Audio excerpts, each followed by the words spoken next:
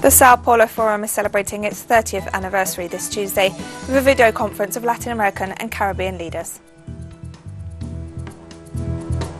Over 3 million novel coronavirus cases have now been reported across Europe as several countries see a surge in new cases.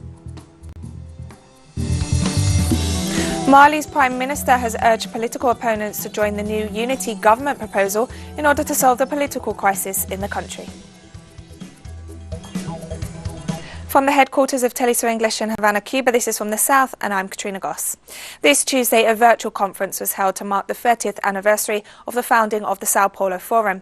Nicaraguan President Daniel Ortega highlighted the importance of Latin American unity. He also praised Cuba's historic solidarity with Nicaragua, including in the struggle against the Somoza dictatorship.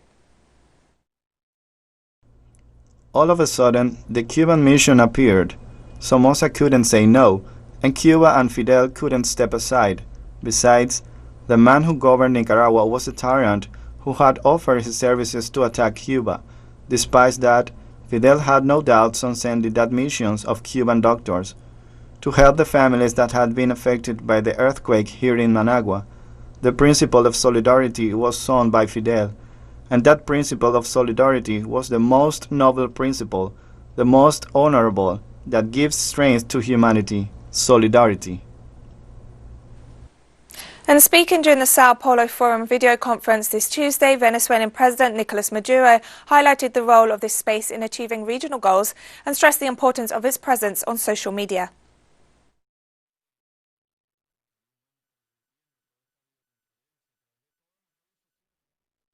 And Cuban President Miguel Díaz-Canel also participated in the Sao Paulo Forum and noted the role of Hugo Chavez within the organization. This celebration also allows us to express gratitude for the permanent support the Cuban people have received from the Sao Paulo Forum, and especially the campaign against the blockade and calling for its lifting this year. This video conference coincides with the 66th anniversary of the birth of a very dear friend of Cuba, who was defined by Fidel Castro as Cuba's best friend, and that of all those people in struggle, Commander Hugo Rafael Chávez Frías, who in the 2012 Sao Paulo Forum invited us to fearlessly lay down the foundational stone of South American, Latin American, Caribbean and global freedom. Venezuelan Foreign Minister Jorge Arias announced that once again his country is being attacked in violation of the Vienna Convention on Diplomatic Relations following the vandalism and looting of the Venezuelan consulate in the Colombian capital. In statements to the press on Tuesday, Arias stressed that the Colombian government ignored its international obligations on allowing this destruction to occur. The Foreign Minister showed video footage filmed at the consulate in Bogotá, revealing the damages to the building as well as the indifference of Colombian authorities. Arias also denounced that valuable works of art and documents of national interest to Venezuela were looted from the consulate. This Tuesday marks the 66th anniversary of the birth of Venezuelan leader and revolutionary Hugo Chavez. Chavez was born on July 28, 1954, in the state of Barinas. On February 4, 1992, he led the civic-military rebellion against the neoliberal government of Carlos Andrés Pérez. Despite not having achieved its objectives, Chavez assumed his responsibility for the events of that day and became a popular figure among Venezuelans.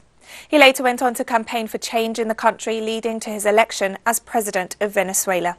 Chavez assumed the presidency in 1998 and was re-elected 3 times.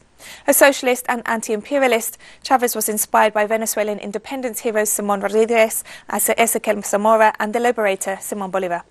Chavez passed away on March 5, 2013.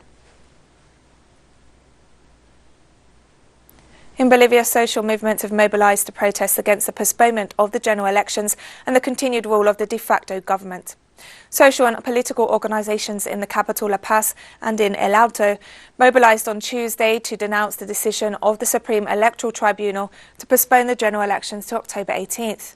The move has sparked unrest among social movements that demand that the elections be held as previously agreed on September 6.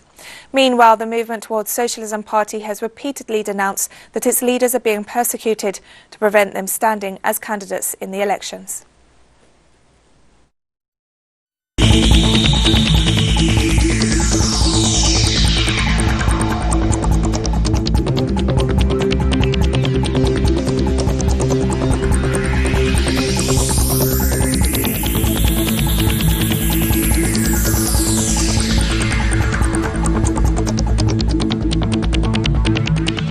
Latin America has become the new epicenter of the novel coronavirus pandemic. The region has now reported over 4.3 million COVID-19 cases, which represents 26.8% of the global total. Brazil is the worst hit nation, reporting more than 2.4 million cases and over 88,000 fatalities. Despite this health crisis, Brazilian President Jair Bolsonaro continues to downplay the risks and has failed to implement adequate measures to avoid the surge in infections. Meanwhile, although Mexico, Peru and Colombia have experienced a steady spike in new COVID-19 cases, authorities are working to reopen their economies, which have been heavily impacted by the pandemic. National Director of Epidemiology at the Cuban Public Health Ministry, Dr. Francisco Duran, provided an update on COVID-19 figures this Tuesday. Well,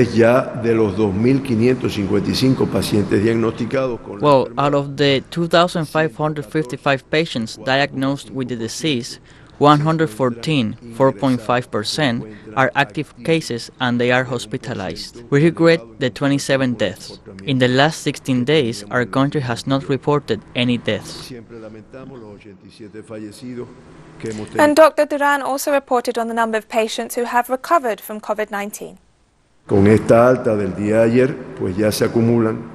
With this discharge yesterday, 2,350 patients, 92%, have recovered from the disease.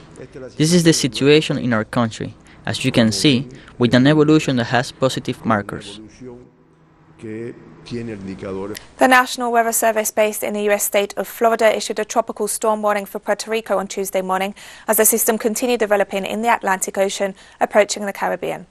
According to the National Hurricane Center, the system is forecast to pass near or over Puerto Rico on Wednesday night, with tropical storm conditions extending through Thursday morning. The Forecast Center also noted that the potential tropical cyclone will produce total rain accumulations of 3 to 6 inches, with maximum amounts of 10 inches across the northern Leeward Islands, the British and U.S. Virgin Islands, and Puerto Rico. And our correspondent in Havana, Laura Palmero, brings us a roundup of news from the Caribbean region. Thanks for the contact. These are the most recent stories and news from Caribbean countries. And let's start with CARICOM and the most recent video conference of this organization. The Caribbean community, CARICOM, is committed to reducing its $5 billion food import bill by 25% in the next 5 years, 25 in 5, as it implements its food and nutrition programs. Its strategies to achieve this goal must be grounded in a framework involving the community, the private sector and international donor partners, and buttressed by multilateral support, particularly in the areas of policy intervention, institutional strengthening, investment, and sector financing.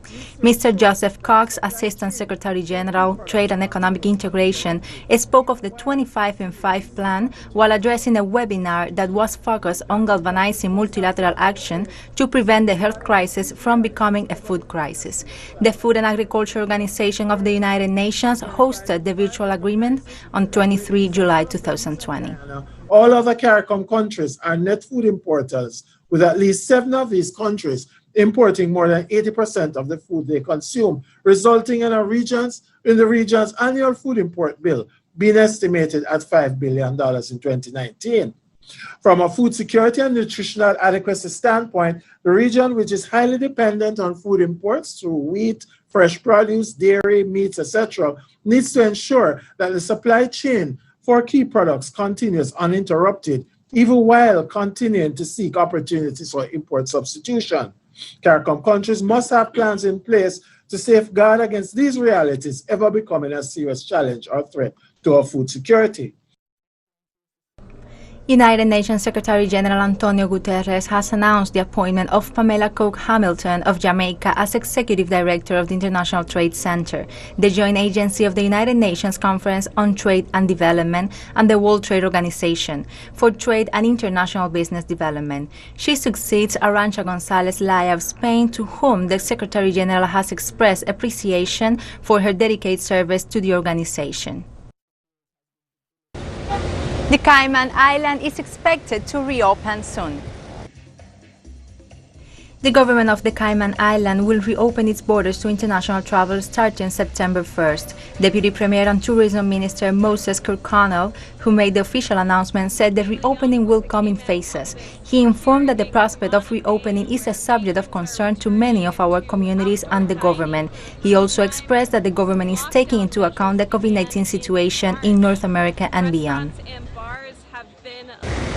And these are the most recent stories from Caribbean countries. Let's go back with you in the studio. Thank you, Laura, and we'll be right back after this short break, so don't go away.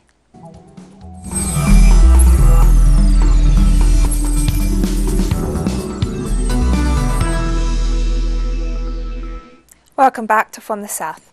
Those demonstrating against police brutality and systemic racism in the US city of Portland continue to face repression by security forces. The protests have intensified following President Donald Trump's decision to send federal agents to control the ongoing demonstrations in some US cities. Protesters describe these federal agents as paramilitaries. They have also warned that after 60 days of street protests, federal agents have begun to use different types of gases to disperse people, which cause vomiting and other reactions. In addition, protesters condemn the use of metal pellets against demonstrators early Tuesday morning. Over 3 million novel coronavirus cases have now been reported across Europe. Spain, Romania, Bulgaria, Portugal, Germany and France are currently the major COVID-19 hotspots in the continent. Following a surge in new COVID-19 cases, some European governments are considering the reimposition of restrictions, including the mandatory use of face masks and the closing of nightlife centres, which have become the main sources of new infections. Meanwhile, British authorities have decided to apply a compulsory quarantine to passengers arriving from Spain, which has reported at least 360 new outbreaks of the virus. In the meantime, Spanish Prime Minister Pedro Sánchez has called on the population to maintain calm, noting that over 70% of the new outbreaks have affected less than 10 people. China announced the suspension of Hong Kong's extradition treaties with Canada, Australia and the UK, following similar decisions adopted by those countries over Hong Kong's new national security law. The Canadian, Australian and the United Kingdom governments have politically manipulated our judicial cooperation, seriously hurting the Hong Kong SAR. This is a wrong move which damages the foundation of the cooperation and deviates from its purpose of upholding justice and rule of law. Therefore, China has decided that Hong Kong SAR will suspend its agreement on surrendering fugitive offenders and mutual assistance for criminal matters with Canada, Australia and the UK. Speaking during the opening ceremony of the 5th annual meeting of the Asian Infrastructure Investment Bank this Tuesday, Chinese President Xi Jinping stressed that peace and development remain the theme of our times. The president emphasized the aim of common development for all and making the AIIB a new type of multilateral development bank that promotes development in Asia and other regions. Xi noted that from the 57 founding members to today's membership of 102, spanning the 6 continents of Asia, Europe, Africa, North America, South America and Oceania, the AIIB has grown from strength to strength and provided nearly $20 billion in infrastructure investment to its members. Peace and development remain the theme of our times. Infrastructure connectivity is an important physical foundation for promoting the common development of all countries. The AIIB should commit itself to serving the development needs of all its members and providing more high-quality, low-cost and sustainable investment for both traditional and new types of infrastructure. This will provide new impetus to economic and social development in Asia and beyond. The Vietnamese coastal city of Da Nang has enforced new social distancing measures after more than a dozen locally transmitted COVID-19 cases were recently confirmed. Beaches and restaurants have closed and residents are asked to stay at home to curb the spread of the virus. The Vietnamese government has suspended all flights into and out of the city, where the country's first COVID-19 cases in months were recently detected. Trains, boats, buses, taxis and tourist vehicles in Da Nang will also be halted for 15 days. So far, Vietnam has reported a total of just 438 cases and no COVID-19 deaths. Like last time, the Da Nang city authorities have acted drastically in fighting the pandemic. All the shops have been asked to close so the pandemic doesn't spread further in the community. People like us have followed the instructions from the city authorities and closed our shops. Everyone here supports the city's policy. Our hotel really trusts in the directive of the government. Our hotel and other hotels in the city will join hands to fight COVID-19 pandemic. Germany's Disease Control Agency has voiced concern over rising coronavirus numbers in the country as authorities issued a travel warning against parts of Spain. The president of the Robert Koch Institute said that Germany had fared better than many of its neighbours in suppressing the virus and urged citizens not to squander the progress made. The stark warning comes as countries around the world face a surge in infections, fueling fears of a second wave. Meanwhile, tourist travel to the autonomous communities of Aragon, Catalonia and Navarra in Spain is currently discouraged due to renewed high levels of cases and local lockdowns. Germany has so far recorded over 200,000 COVID-19 cases and more than 9,000 deaths. Beunruhigend. Wir sehen viele kleine Ausbrüche. We see a lot of small clusters growing in different places at the same time, and we see this becoming more frequent. We must prevent that the virus once again spreads rapidly and uncontrollably, and we can only do this together. And we have more news coming up after this final break, so stay with us.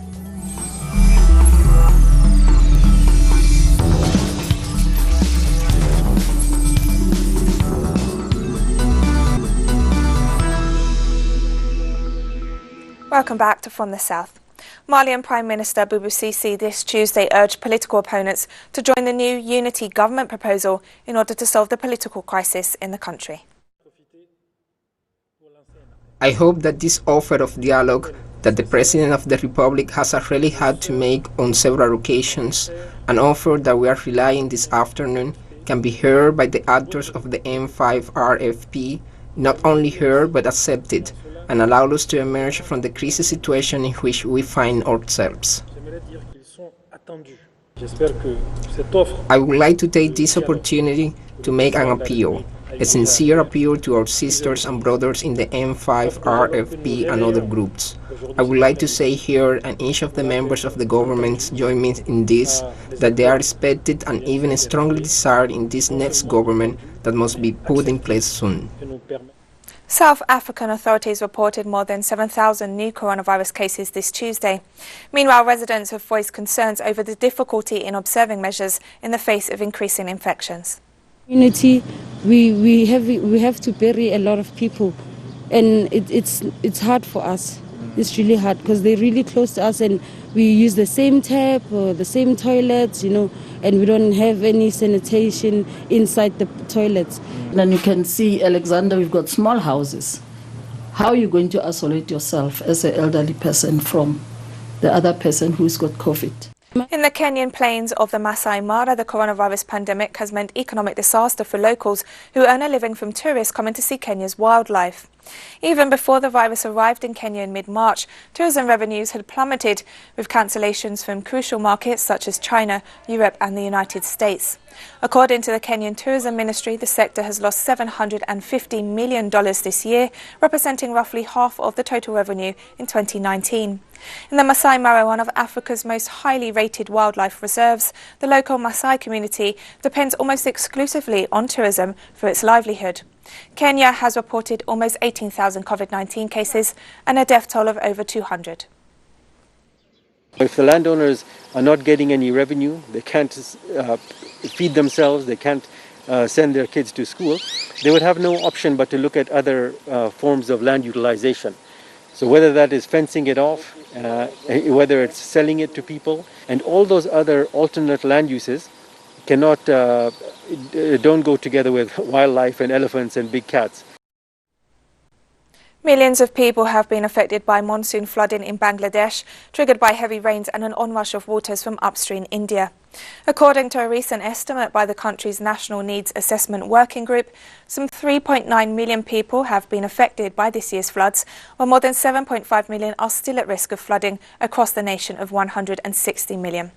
Low-lying Bangladesh is highly prone to floods and climate-related shocks and stresses and sees monsoon damage every year. I have eaten only once in 7 days. My brothers and sisters gave me some food. I survived with that. Today, I've been able to get on a boat. As you can see, everyone is living like this. Some are living on scaffolds, some are living on boats. Those who have boats are able to move around a little, and those who have no boats are living in worse conditions than prisoners.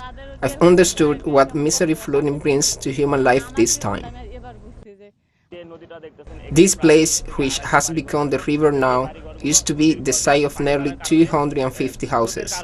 All those houses were engulfed by the river due to rising water and fast current. We had a demand of building a cross dam here. Had there been a dam here, all these poor people wouldn't have lost their homes and wouldn't have to live on roads like beggars. The International Organization for Migration reported that 3 Sudanese migrants were killed and 2 others injured in a shooting as they disembarked in Libya on Monday night. The International Organization for Migration said today that 3 Sudanese migrants were killed and 2 others injured in a shooting in the Qum's disembarkation point last night in Libya, after being intercepted at sea and returned to shore by the Coast Guard.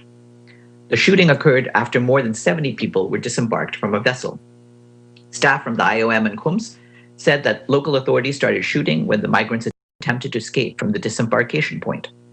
The injured migrants were transferred to local hospitals, while survivors were moved to detention. The UN Refugee Agency deplored the tragic loss of lives and called for an urgent investigation following the shooting. Former Malaysian Prime Minister Jabir Razak vowed to appeal a 12-year jail sentence handed down by a court on Tuesday after he was found guilty of crimes involving the multi-billion-dollar looting of the state-owned investment fund. Judge Mohammed Nassan Ghazali sentenced Najib to 12 years in jail on 1 count of abuse of power, 3 counts of criminal breach of trust and 3 counts of money laundering, as well as a fine of 210 million ringgit, or about $49.4 million. This is definitely not the end of the world.